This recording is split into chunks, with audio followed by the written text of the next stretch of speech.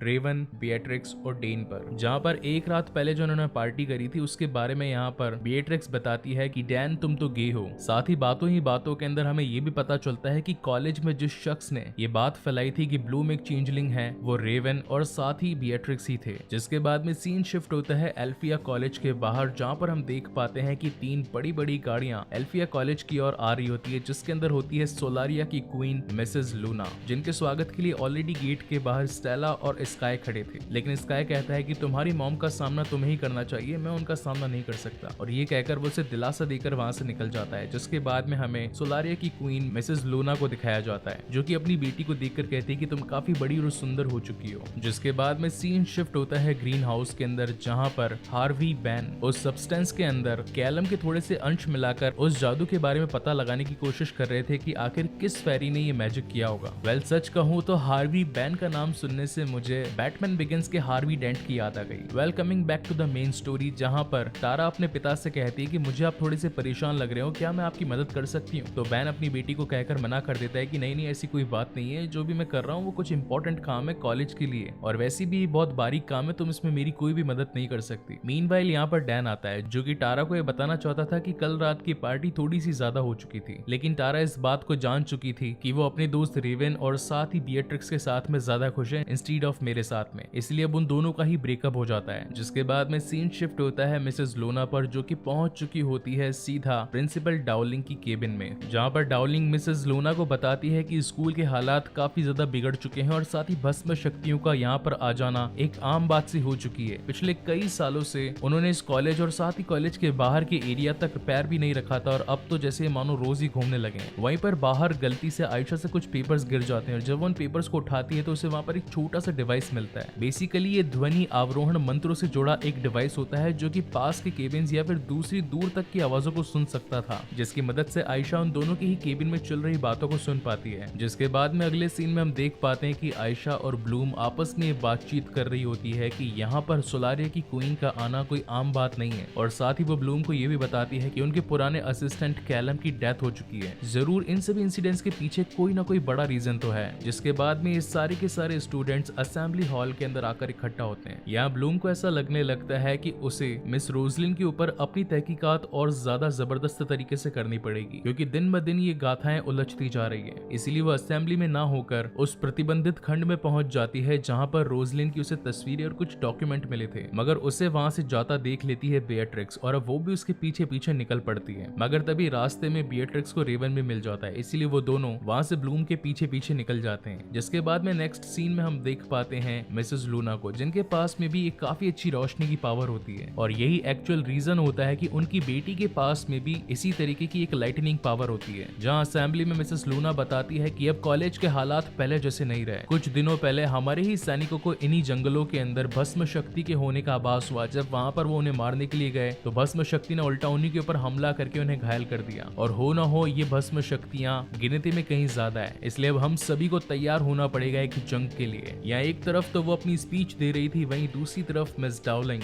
Ban के बनाए हुए सब्सटेंस से उस फेरी को ढूंढने की मदद करती है, जिसने की कैलम का खून किया होता है। अब यहाँ पर बेसिकली खून तो बिएट्रिक्स ने किया था, और वो यहाँ पर थी ही नहीं। इस वजह से मिस डाउलिंग, सिल्वा और हार्वी काफी ज्यादा परेशान हो जाते हैं। जिसके बाद में सीन शिफ्ट शिफ्ट होता है ब्लूम पर, जो कि अपनी तहकीकात कर ही रही होती है, और तभी वहाँ पर स्काई भी पहुंच जाता है। तो वहाँ पर ब्लूम स्काई को कहती है कि मैं मिस रोजलिन के बारे में कुछ यहाँ पर ढूंढने के लिए आई हूँ, क्या तुम भी मेरी मदद करना चाहोगे? और अब स्काई भी उसके साथ में उसकी मदद करने के लिए लग जाता है। लेकिन तभी वहाँ पर पहुंच जाते हैं रेवन और बेट्रिक्स भी, जहाँ पर बातों ही बातों में इन लोगों को ये पता चलता है कि कॉलेज के अंदर ब्लूम के चेंजलिंग होने की बात फैल चुकी है, और वो बात फैलाई गई है रेवन के थ्रू। इस बात को जानकर स्काई को उस पर काफी ज्यादा गुस्सा आता है और ये उसे बाहर लड़ने के लिए पहुंच जाता है। अब एक तरफ तो बाहर इन दोनों पुराने दोस्तों के बीच में झड़प मच चुकी होती है, वहीं पर ब्लूम को अकेला पाकर बेट्रिक्स उसका माइंड वॉश करना स्टार्ट कर देती है, जहाँ बेट्रिक्स ब्लूम को ये कहती है कि वो रोजलिन के बारे में जानती है। तो ब्लूम उसे कहती है कि लास्ट नाइट जब मैंने तुम्हें मिस रोजलिन के बारे में पूछा था तो तुमने तो कहा था कि मुझे उनके बारे में कुछ नहीं पता। तो बेट्रिक्स कहती है कि तुमने मुझे एक्चुअल रीजन नहीं बताया था कि तुम मुझे उनके बारे में क्यों पूछ रही हो। अगर पूछ ही रही हो तो बता देती हूँ कि वो पहले इस एल्फिया कॉलेज की प्रिंसिपल हुआ करती थी, जो कि सबसे ज्यादा होशियार और सबसे ज्यादा ताकतवर फेरी थी। जवाब में ब्लूम कहती है कि वो तो अब मर चुकी है। तो बेट्रिक्स कहती है कि ऐसा सिर्फ तुम्हें लगता है, वो इस वक्त भी जिंदा है, और वो कहाँ पर है वो मैं तुम्हें बता सकती हूँ। ब्लूम कहती है कि आखिर मैं तुम्हारी बात का विश्वास क्यों करूँ? सबसे पहले तो तुमने मेरे चेंजलिंग होने की बात पूरे कॉलेज में फैला दी, उसके बाद में असेंबली में भी ना होकर मेरे पीछे पीछे यहाँ तक चली आई। मेरे बेस्ट फ्रेंड स्काई के बीच में तुमने झगड़ा भी करवा दिया। तो आखिर इन सब रीजंस की वजह से मैं तुम्हारे ऊपर विश्वास तो नहीं कर सकती। लेकिन जवाब में बेट्रिक्स कहती है कि जो चीज इंपॉर्टेंट है उसके बारे में सिर्फ और सिर्फ मैं ही जानती हूँ। वहीं दूसरी ओर सीन शिफ्ट होता है मिसेस लूना पर, जो कि अपनी बेटी की प्रोग्रेस के बारे में प्रिंसिपल डाउलिंग से बातें कर रही थी, जहाँ पर मिस डाउलिंग स्टेला को मैजिक करने के लिए बोलती है। तो स्टेला कुछ ज्यादा खास मैजिक तो नहीं कर पाती, मगर कुछ रेनबोज बनाकर वहां पर दिखा पाती है, जिसे देखकर मिसेस लूना काफी ज्यादा गुस्सा हो जाती है और कहती है कि अब ये कॉलेज पहले की तरह नहीं रहा। क्या तुमने इतने सालों में बस इसे ये रोशनी का जादू करना सिखाया है? इससे ज्यादा बेहतर जादू तो मैं स्टेला को अपने घर पर ही सिखा सकती थी। जिसे सुनकर स्टेला को काफी बुरा लगता है और वो वहां से निकल जाती है, जिसके बाद में ये दोनों ही आपस में बातचीत करने लगती है। तो मिसेस लूना डाउलिंग से कहती है कि अगर मैं चाहूँ तो तुम्हें इसी वक्त तुम्हारे पद से हटा सकती हूँ।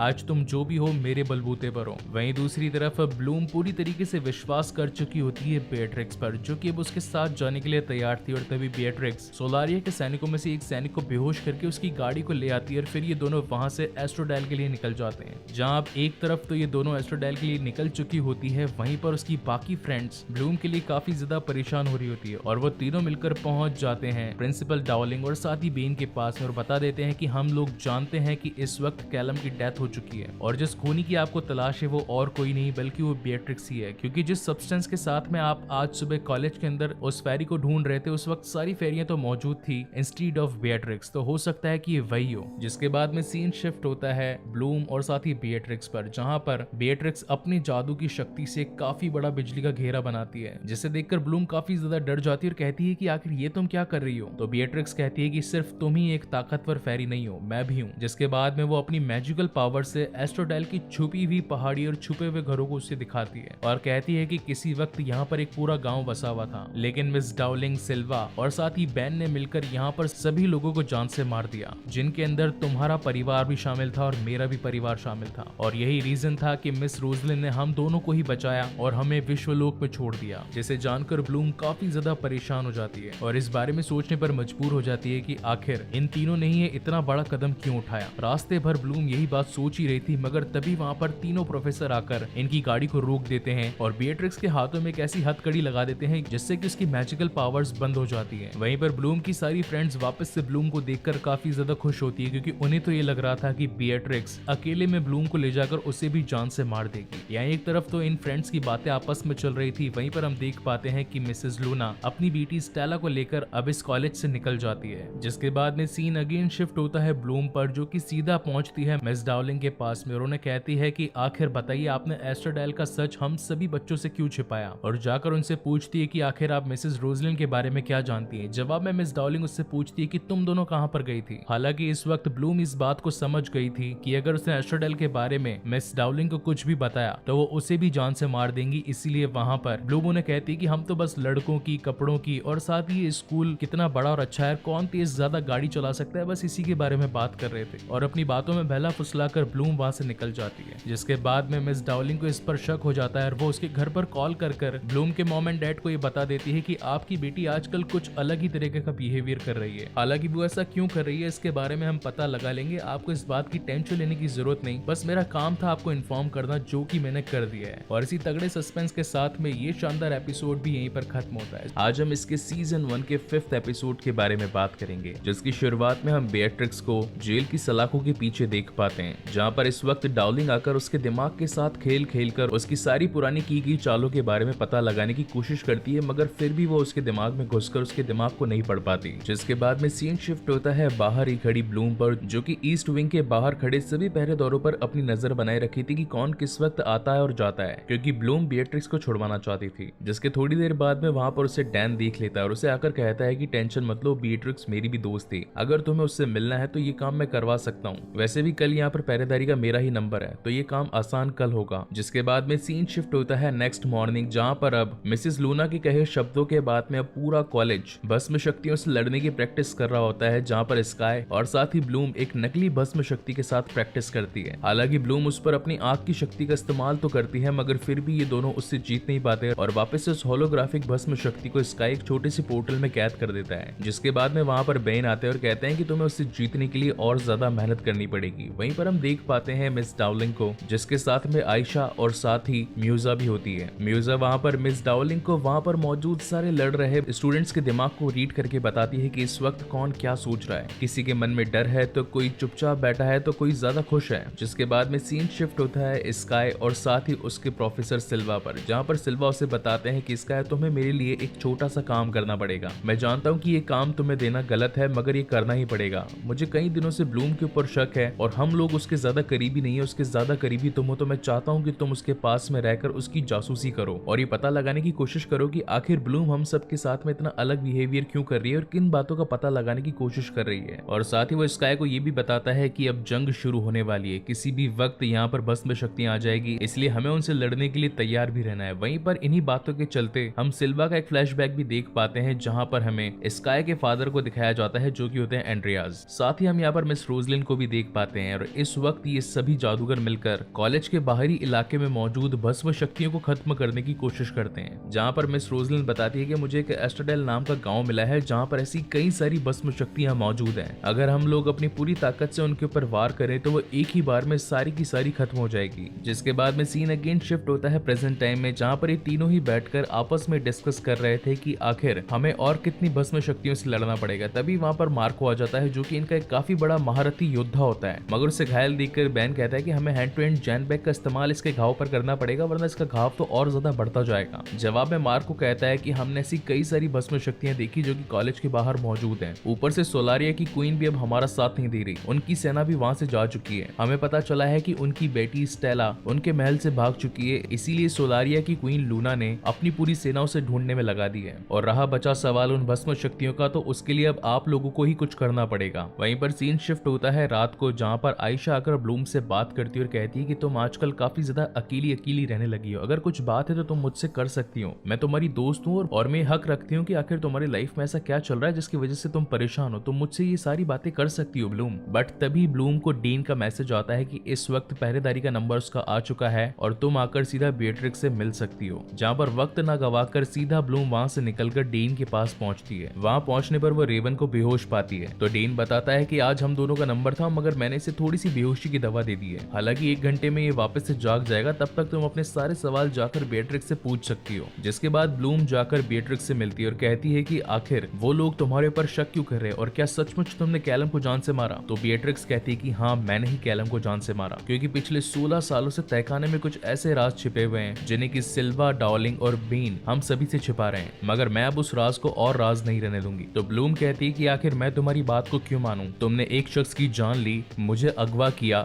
एस्ट्रोडेल की सच्चाई दिखाई और उसके बाद इस वक्त जेल में बैठी हो और पूरा कॉलेज तुम्हें बुरा भला कह रहा है, तो ऐसी कोई भी बात नहीं है या फिर मेरे पास में ऐसा कोई भी रीजन नहीं जिसकी वजह से मैं तुम्हारे ऊपर विश्वास कर सकती हूँ। तो बेट्रिक्स कहती है कि अगर मैं तुम्हें रोजलिन के बारे में कुछ बताऊं तो मुझ पर विश्वास करोगी ना। जिसे सुनकर वो कहती है कि अच्छा ठीक है, मैं तुम्हें यहाँ से बाहर कैसे छुड़वा सकती हूँ। तो बेट्रिक्स कहती है कि सबसे पहले तो तुम्हें मेरी हाथ की हथकड़ियां खोलनी पड़ेगी, क्योंकि इसकी वजह से मैं अपना मैजिक नहीं कर पा रही। जब तुम बाहर जाओगी तो डैन तुम्हें एक किताब देगा, उस किताब के अंदर एक डिवाइस है जो कि तुम मान सकती हो कि एक बैटरी की तरह काम करता है। तुम्हें बस इस डिवाइस को स्टोन सर्कल में ले जाना है, जिसकी वजह से वो ऑटोमेटिकली चार्ज हो जाएगा और फिर लाकर मुझे दे देना है, जिसकी मदद से मैं इन हथकड़ियों को खोल सकती हूँ। जिसे सुनने के बाद में ब्लूम ठीक वैसा ही करती है और बाहर जाकर डीन से वो किताब लेती है जिसके अंदर वो डिवाइस पड़ा होता है। वहीं पर अगली सुबह हम देख पाते हैं कि म्यूजा के रूम के अंदर कुछ न कुछ ऐसी हरकतें हो रही होती होती है, जैसे कि गमलों का गिर जाना, चीजों का ऑटोमेटिकली टूट जाना। तो म्यूजा तो एक माइंड फेरी होती है, तो उसे किसी के होने का आभास हो जाता है। तो म्यूजा कहती है कि बाहर निकलो, कौन है वहां पर। तभी हमें दिखाई पड़ती है कि वो सारे काम तो स्टेला कर रही थी और स्टेला ने अब एक ऐसा जादू सीखा था जिसकी वजह से वो अपने आप को गायब कर सकती थी। तो म्यूजा उससे कहती है कि आखिर तुम कहाँ चली गई थी और वापस आने का रीजन क्या है। तो स्टेला उसे बताती है कि मेरी माँ मुझे यहाँ से ले जा चुकी थी, जिसके पीछे दो रीजन है। सबसे पहला रीजन तो ये कि मैं यहाँ पर रहकर जादू नहीं सीख पा रही थी, हालांकि उनका ये सोचना गलत था, मगर दूसरा रीजन तुम सुनोगी तो तुम्हारे पैरों के नीचे से जमीन खिसक जाएगी। सोलारिया के सभी सैनिक भस्म शक्तियों को खत्म करने के लिए जा रहे हैं। इसका मतलब ये है कि वो भस्म शक्तियां 2 से भी ज्यादा हैं, मगर उनसे भी ज्यादा जरूरी बात यह है कि आखिर वो हमारी स्कूल पर हमला क्यों कर रहे हैं। जिसके बाद में सीन शिफ्ट होता है ब्लूम पर, जो कि उस डिवाइस को लेकर पहुंच जाती है स्टोन सर्कल में। और जैसे स्टोन सर्कल के कनेक्टिंग में वो डिवाइस आता है तो वो ऑटोमेटिकली चार्ज होने ही वाला होता है कि तभी वहां पर स्काई की एंट्री हो जाती है। और जैसा कि अब सिल्वानो से काम दिया था कि वो हर वक्त ब्लूम पर नजर रखे, तो वो इस वक्त भी वही करने आया था, मगर ब्लूम नहीं चाहती थी कि वो बीएट्रिक्स से रिलेटेड कोई भी बात उसे बताए। बट अनफॉर्चुनेटली वहां पर स्काई को पता चली जाता है कि यहाँ पर ब्लूम किसी एक पुराने मैजिक को लेकर उसे वापस से रिचार्ज करने के लिए आई है। तो स्काई के जोर देने पर वहां पर ब्लूम को सब कुछ सच सच बताना ही पड़ता है कि बीएट्रिक्स ने मुझे एस्ट्रोडाइल के बारे में बताया, साथ ही वो भी वहीं से आई है और मैं भी वहीं से आई हूँ, और तुम्हारे पिता की जो डेथ हुई है वो भी एस्ट्रोडाइल में ही हुई है, जहाँ पर मिस डाउलिंग, सिल्वा और साथ ही बेन ने मिलकर उस पूरे गांव को तबाह कर दिया था। ये सोचकर कि वहां पर भस्म शक्तियां, मगर वहां पर कुछ ऐसे इंसान भी थे जिन्हें गांव से निकालना जरूरी था, मगर उन्होंने ऐसा नहीं सोचा और सीधा अपनी शक्ति का प्रयोग उस पूरे गांव पर कर दिया, जिससे जलकर वहां पर हर कोई मारा गया। साथ ही यहाँ पर वो ये भी बताती है कि रोजलिन ने तो उन्हें रोकने की कोशिश करी थी, मगर फिर भी उन तीनों ने ही उस पूरे गांव को जलाकर राख कर दिया। मगर ब्लूम को उसकी बातों से ये समझ में आ चुका था कि स्काई उससे एग्री नहीं होने वाला, इसीलिए वो भी उसे थोड़ी सी नशे की गोली दे देती है, जिसकी वजह से किस करने के बाद में स्काई वहीं पर ढेर हो जाता है और चुपके से उस डिवाइस को लेकर वहां से निकल जाती है। जिसके बाद में सीन शिफ्ट होता है ग्रीन हाउस के अंदर, जहां पर हार्वी बैन जैनबेक की मदद से मार्को के घाव को ठीक करने की कोशिश करते हैं, मगर तभी मार्को को लिंडा का कॉल आता है और वो बताती है कि यहाँ पर 2 नहीं बल्कि 2 से भी ज्यादा भस्म शक्तियां मौजूद हैं। मुझे बचाओ मार्को, क्योंकि यहाँ पर अब सोलारिया की सेना नहीं आने वाली और मेरे साथ में जो सेना आई थी उन्हें भी इन भस्म शक्तियों ने मार दिया है। मगर तभी पीछे खड़ी भस्म शक्तियों ने से बातें करते हुए सुन लिया होता है, इसी वजह से वो उस पर आकर हमला कर देती है और वीडियो कॉल पर ही उसकी जान चली जाती है। जिसके बाद में सीन शिफ्ट होता है ब्लूम पर, जो कि वहां से निकलकर जा ही रही होती है, मगर तब तक वहां पर टारा और साथ ही आयशा पहुंच जाती है और उसे कहती है कि ब्लूम, हमें सब कुछ पता चल चुका है कि कैलम की जान बीएट्रिक्स ने ली है, ये बात हमें डैन से पता चल चुकी है और तुम इस वक्त उसे छुड़वाने जा रही हो। तो ब्लूम उससे कहती है कि मैं जानती हूँ मैं क्या कर रही हूँ, मगर मुझे ये सब कुछ करना जरूरी है। लेकिन टारा और आयशा उससे कहती है कि तुम इस तरीके से खूनी को नहीं छुड़वा सकती, जिसे सुनकर ब्लूम कहती है कि तुम क्या उसे खूनी कह रही हो, और सिल्वा, डाउलिंग और बेन का क्या, वो तो उससे भी ज्यादा बड़े खूनी है। उन लोगों ने तो पूरे के पूरे गांव को ही जलाकर राख कर दिया, जहां पर कई सारे इंसानों की जानें चली गई और साथ ही मेरा परिवार भी उसी के अंदर मारा गया, जबकि बल्कि उल्टा मिस रोजलिन ने तो मुझे वहां से बचाया और बेट्रिक्स उनके बारे में जानती है, इसलिए मैं तो उसकी मदद करूंगी ही। जिसे सुनकर टारा और आयशा कहती है कि हो सकता है कि वहां पर कोई ना कोई दुर्घटना घटी हो, मगर हम अपने तीनों प्रोफेसर के बारे में इस तरीके से नहीं सोच सकते। तुम्हें हम पर विश्वास करना होगा ब्लूम, हम भी तुम्हारे साथ में हैं, तुम एक बार हमें पूरी सच्चाई बताओ तो सही, हम तुम्हारे इस काम में मदद करेंगे। और अब नहीं चाहते हुए भी ब्लूम को अपना वो बैटरी या फिर कह सकते हैं मैजिकल डिवाइस न चाहते हुए भी उन दोनों को देना पड़ता है। जहां एक तरफ तो उस डिवाइस को लेकर टारा और आयशा अपने रूम में पहुंचती है, जहां पर उसे म्यूजा और साथ ही स्टेला मिलती है, जो कि आपस में बातें कर रही होती है कि ब्लूम काफी ज्यादा मुसीबत में है और साथ ही हमें हमारे प्रिंसिपल्स के लिए एक बहुत ही बड़ा अलग अनोखा सच पता चला है। वहीं दूसरी तरफ हम देख पाते हैं कि ब्लूम गुस्से में जाकर मिस डाउलिंग से बात करती है और कहती है कि आखिर आपने एस्ट्रोडाइल को पूरी तरीके से खत्म क्यों किया, इतने सारे लोगों की जान क्यों ली और मुझे क्यों बचाया, साथ ही वो कौन सा राज है जो कि इतने सालों तक आपने इस तहखाने में दबा कर रखा है। तब वहां पर मिस डाउलिंग अपना मुंह खोलती है और बताती है कि ये काफी सालों पहले की बात थी,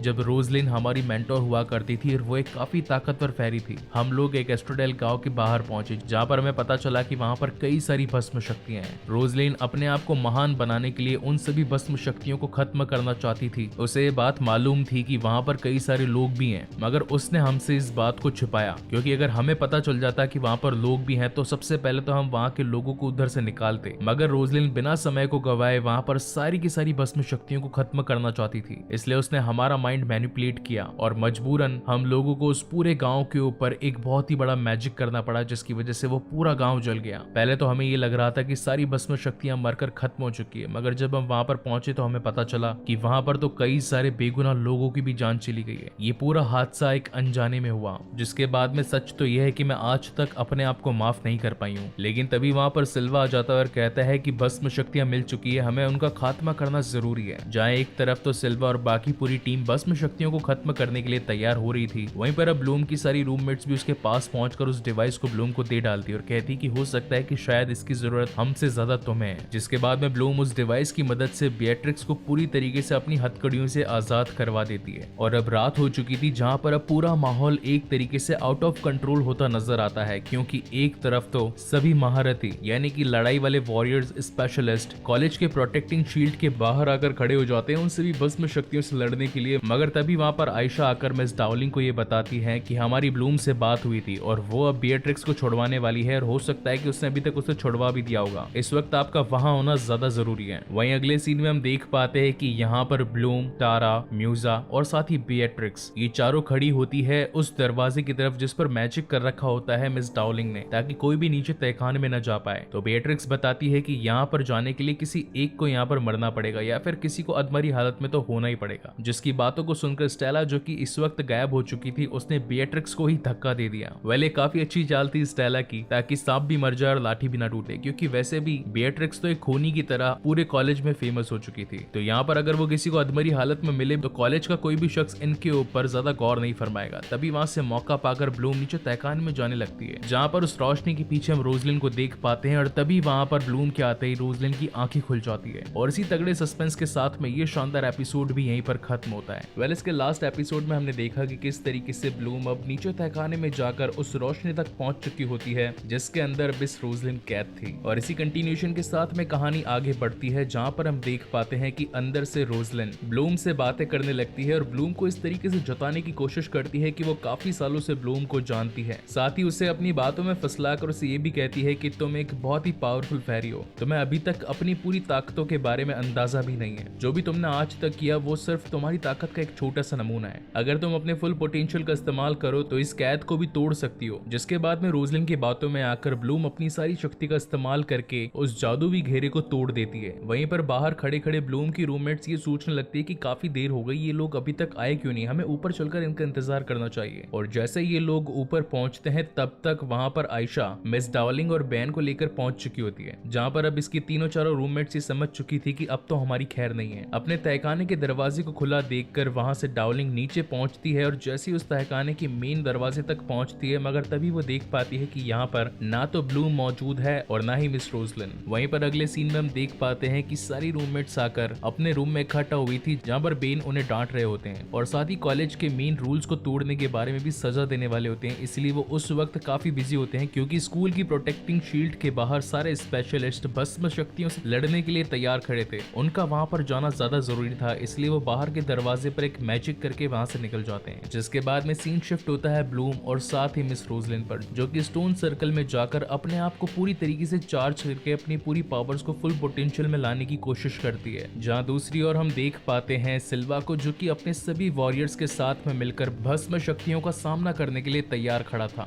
मगर तभी इन्हें कुछ आवाजें आने लगती है और इन्हें पता चलता है कि भस्म शक्तियां इस कॉलेज के प्रोटेक्टिंग शील्ड के बाहर नहीं बल्कि कॉलेज के अंदर ही हैं, जहां पर भी सारे वॉरियर्स कॉलेज में जाने की कोशिश करते हैं। जिसके बाद में हम उसी रूम को देख पाते हैं जहां पर सारी रूममेट्स कैद हुई पड़ी थी। लेकिन हम जैसा कि जानते हैं कि सैम के पास में दीवारों के आर पार जाने की शक्ति थी, तो वो वहां से अंदर घुस जाता है और म्यूजा से पूछता है कि आखिर ये सब कुछ चल क्या रहा है। तो म्यूजा उसे बताती है कि कुछ टाइम पहले ब्लूम को ये पता चल चुका था कि वो एक चेंजलिंग है। साथ ही उसे विश्वलोक में जिस फेरी ने छोड़ा था मिस रोजलिन ने, वो आज से 16 साल पहले ही मर चुकी थी, मगर मिस रोजलिन इस वक्त भी जिंदा है और ब्लूम उन्हें ढूंढने की कोशिश कर रही है। वेल, इन सभी की ये बातें चली रही थी, मगर तभी इन्हें पता चलता है कि दरवाजे के बाहर ऐसी कोई शक्ति है जो काफी जोर जोर से चिल्लाकर आवाजें दे रही है। तो यहाँ पर सैम कहता है कि मेरे पास में दीवार के आर पार जाने की पावर है, मैं जाकर चेक करता हूँ कि आखिर बाहर हो क्या रहा है। वहीं पर सीन शिफ्ट होता है अगेन ब्लूम और साथ ही मिस रोजलिन के ऊपर, जहाँ पर मिस रोजलिन उसे ये बता रही होती है कि तुम्हारे अंदर इतनी ताकत है जितनी कि इस पूरी कॉलेज में किसी भी फेरी के पास नहीं, बस तुम्हें जरूरत है तो सिर्फ अच्छे और साफ मन वाले लोगों के साथ रहने की। मगर इस बात को ब्लूम पहले ही जान चुकी थी कि एस्ट्रोडाइल में हुए इतने बड़े हंगामे के पीछे मिस रोजलिन का भी हाथ था। इसलिए वो उनसे क्वेश्चन पुटअप करती है कि आखिर क्यों आपने अपनी पूरी ताकत का इस्तेमाल किया जबकि वहाँ पर कुछ लोग मौजूद थे। मैं जानती हूँ कि आपको भस्म शक्तियों को खत्म करना था, मगर आप वहाँ मौजूद मासूम इंसानों को बचा भी सकती थे। जवाब में मिस रोजलिन कहती है कि एक साथ इतनी सारी भस्म शक्तियां वैसे भी कहीं पर पाई नहीं जाती, और जहाँ पर मुझे मिल गई और मुझे खत्म करने का मौका भी मिला तो मैं क्यों पीछे हटती। और वैसा ही कुछ आज भी होने वाला है, क्योंकि उस वक्त भी वो भस्म शक्तियां तुम्हें ही मारने के लिए उस एस्ट्रोडेल गांव में आई थी। इन बातों को सुनकर ब्लूम को अब ये पता लगने लगता है कि सचमुच वो किसी और दुनिया से बिलोंग करती थी, जहाँ पर कुछ लोग उसे उसकी दुनिया से छुड़वाकर एस्ट्रोडेल में ले आए थे। और अब जैसा कि ब्लूम एक खूनी शक्ति की एक परी थी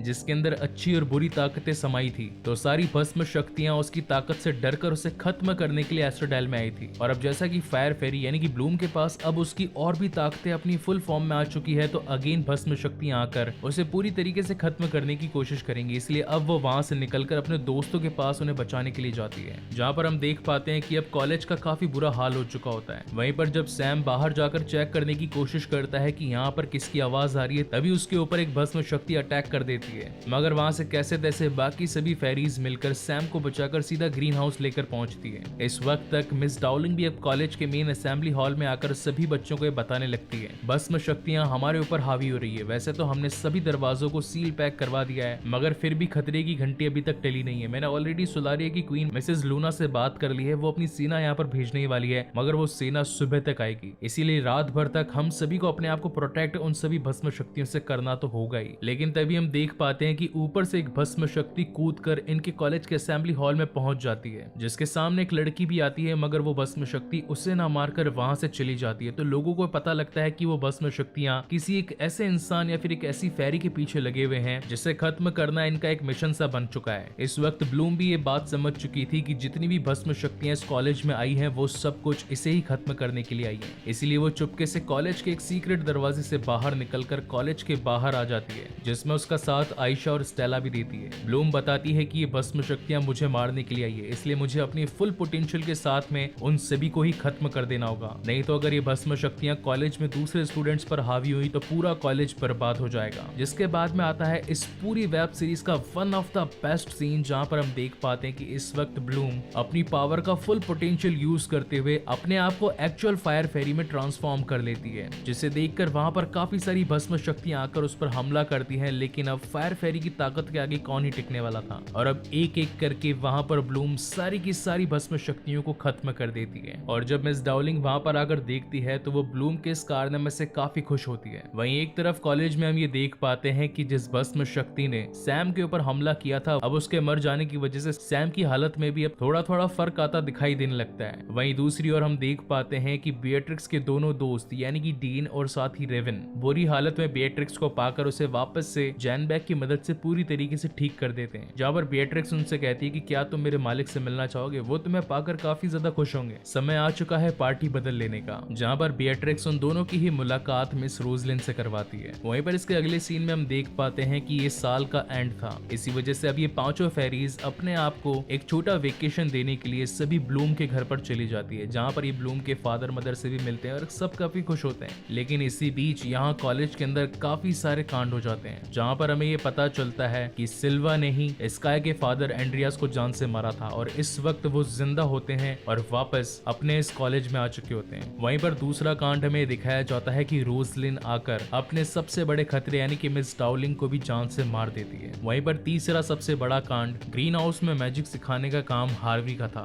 मगर अब इस वक्त आ चुकी होती है पूरे कॉलेज को जादू सिखाने के लिए मिसेस लूना यानी कि सोलारिया की क्वीन खुद। और जब ये सारी फेरीज अपनी वेकेशन के बाद में जब वापस से अगेन एल्फिया कॉलेज में आती है तो देख पाती है कि उसके पुराने तीनों प्रोफेसर यानी कि सिल्वा, डार्लिंग और बेन अब चेंज होकर बन चुके होते हैं लूना, मिस रोजलिन और साथ ही एंड्रियास। और इसी तगड़े सस्पेंस के साथ में ये शानदार एपिसोड और साथ ही ये फर्स्ट सीजन भी इसका यहीं पर खत्म होता है। सो गाइज, आपको ये एपिसोड और ये वीडियो कैसा लगा प्लीज मुझे लाइक और कमेंट करके जरूर बताइएगा, और अगर पहली बार इस चैनल पर आए हैं तो इसे जरूर सब्सक्राइब भी कीजिए।